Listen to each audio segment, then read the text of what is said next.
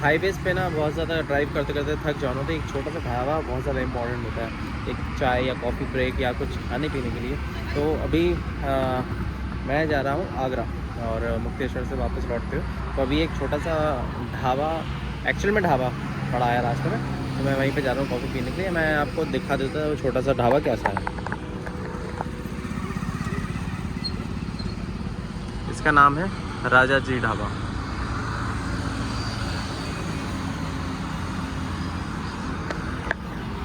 तो देखा ना आपने कितना छोटा ढाबा है ये। देखो इस ढाबे पे ना यूसीबी का शोरूम भी है, प्यूमा भी है, एडिडास और ये सिक्स वगैरह भी है।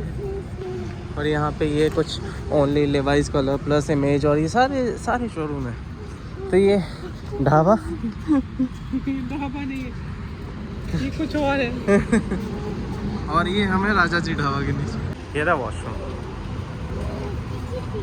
ये वॉशरूम है।